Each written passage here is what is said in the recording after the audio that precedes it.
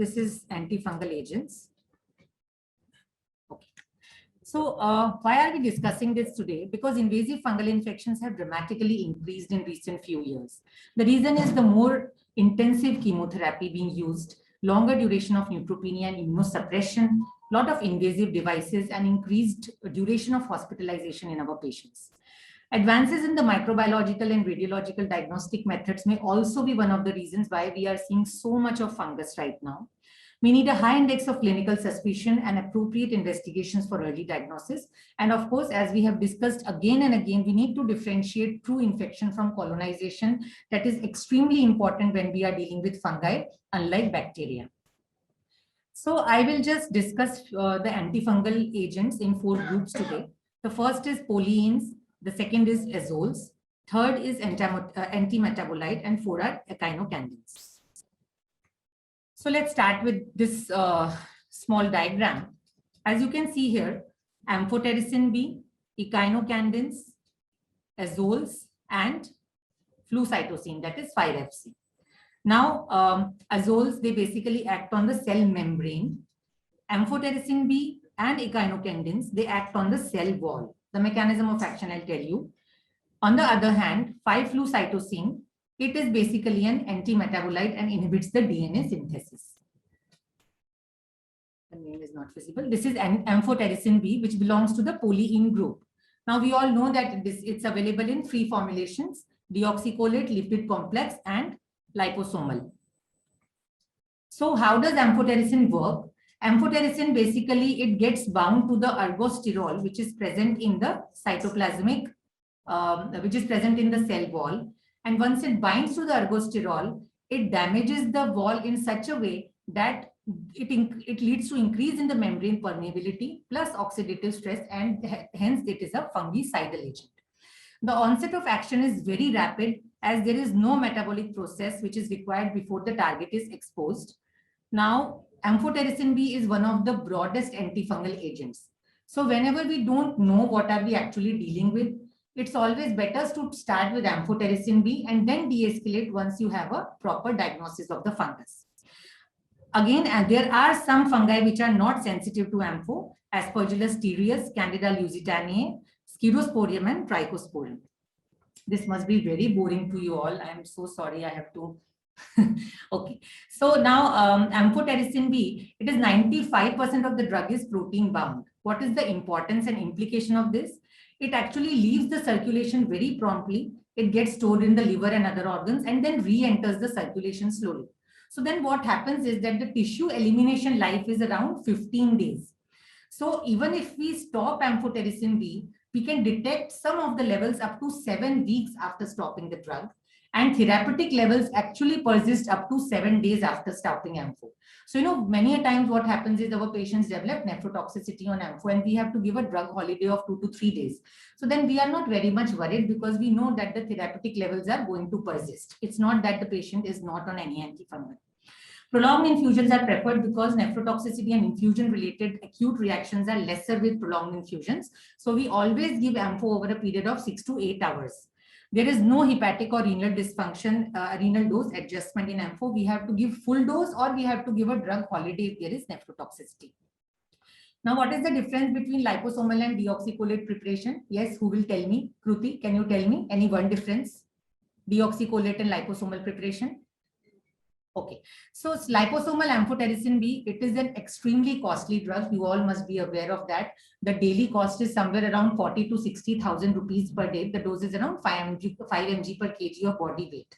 However, it is very safe as compared to deoxycholate. The nephrotoxicity and the infusion-related reactions plus the risk of hypokalemia is much lesser as compared to the deoxycholate preparation. Now let us see this case. This is a case of a 54-year-old male who is a known case of AML on induction chemotherapy. He has fever with sore throat with a significant low neutrophilic count. And he has had prior exposure to fluconazole as prophylactic agent. And now he's on prosaconazole prophylaxis. So he started on meropenem for this new onset fever. However, there is no response. And plus there is a new rash which appears. So what would come to our mind? The first thing which will come to our mind is Candida. So the blood culture grew these yeast which are Candida. See, drug reaction is always a diagnosis of exclusion. Once we rule out that this is not sepsis, then only we should label it as drug reaction. So what should be the most appropriate next step? This is a patient who is severely neutropenic, who has prior history of fluconazole exposure, and who is a patient who is having candida in the blood culture. So here the preferable choice will be echinocandin. So who will tell me the name of all three echinocandins? Yes. Jalpa, you know the names of echinocandins? Okay. Micafungin, anidulafungin, and caspofungin. So these are the three echinocandins which are available with us. And these are the most commonly used antifungal agents in our ICU because they are the preferred agents in presence of prior fluconazole exposure as well as patients who are not stable. Now, as you can see from this slide, this is a study from our own country, and you can see that, you know, sometimes we say कि Candida albicans है कि tropicalis है, वो albicans है तो it's good and tropicalis है तो it's not good. It's not that way because now we know that the azole resistance is as high as 10% in both albicans as well as non-albicans group. So now that concept of albicans versus non-albicans is gone. So till you are not sure about fluconazole sensitivity, start with echinocandin and then de-escalate to fluconazole once the patient is stable and once we prove that this is a fluconazole sensitive candida. Okay. Now, how do echinocandins work? They basically inhibit the synthesis of 1,3-beta-D-glucan, which is very, very specific to the fungal cell wall. And therefore, they cause cell rupture and death. Now, all these three echinocandins are almost similar. There are very, very minute differences. I won't go into the details of this. The only thing which we need to know is that caspofungin has got a lot of drug interactions. Anidula, there are no drug interactions which are significant. And for Child-Pugh C disease, caspofungin will need dose alteration. However, there is no dose alteration needed in anidulafungin. Next, we come to azoles. We all know that we have fluconazole, Ypra, Vori, Posa, and this is a new addition to our armamentarium, that is isavuconazole. Now, how do azoles work? They basically inhibit the cytochrome P450 dependent demethylation, which is a step in the ergosterol biosynthesis. But they are not fungicidal agent, they are fungistatic. However, there is a lot of dose dependent activity. So whenever we use fluconazole in high doses, it may act as a fungicidal agent also. Now let us see what is the role of fluconazole. How do we place this drug? So it is indicated for prophylactic therapy for invasive candidiasis in few subgroups, not in all patients. Candida osteoarticular infections, it is the drug of choice. Choroidoretinitis without vitritis, UTI, vulvovaginitis, and oral and esophageal candidiasis. Fluconazole is still the drug of choice as compared to other antifungals. Similarly, in patients who are not critically ill, when we have candidemia, we can use fluconazole and as a step down treatment after echinocandins, as I already mentioned. So yes, azoles are good drugs because they are oral drugs, excellent tissue penetration. However, they are static agents.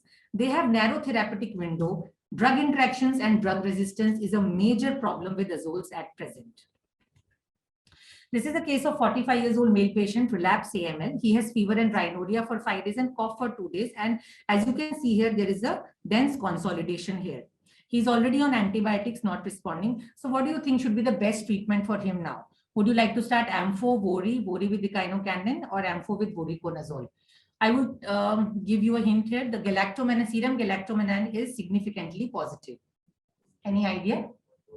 Yes. So the drug of choice here would be voriconazole. Dose is 6 milligrams per kg BD and then 4 mg per kg BD. So Vori is the drug of choice for IPA, that is invasive pulmonary aspergillosis. However, a lot of data now is coming in favor of posaconazole also. So there is a trial which has recently come where they could prove non-inferiority of posaconazole to Vori in aspergillosis also. Now talking about posaconazole, this drug we are using right and left now because of a lot of mucor which we are seeing, and it is available in 3 formulations: syrup, tablets, and injectable. Syrup is not a good idea because the absorption is not guaranteed, and there is lot of GI issues with syrup. So we have stopped using syrup now because tablets and injectables are freely available. Dose is 300 mg BD on day 1 followed by OD. It's an extremely lipophilic antifungal, so the tissue concentrations are much higher as compared to the serum. No renal or hepatic dose adjustment is needed. This is the therapy. We do trough levels with posaconazole after 7 days of starting for the first time.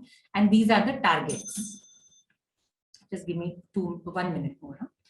And this is the last slide on isavuconazole. So this is a newer azole, which is available with us, say, for last 6 months only in India, freely, the way we are using it now. It is approved for mucormycosis as well as aspergillosis.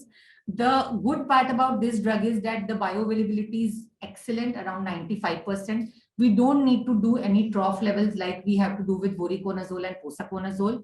The absorption is assured. The toxicity profile is very good. I mean, the safety profile is very good, and it does not have any significant drug interactions. We do not need any renal or hepatic dose adjustments. However, it is much costlier as compared to posaconazole and as well as voriconazole. And this is the drug which you may not have heard of much because it is not used very commonly, flucytosine. It is a drug which is used mainly in cryptococcal infections, mainly in cryptococcal meningitis in HIV patients, or in Candida auris, always in combination either with amphotericin B or fluconazole.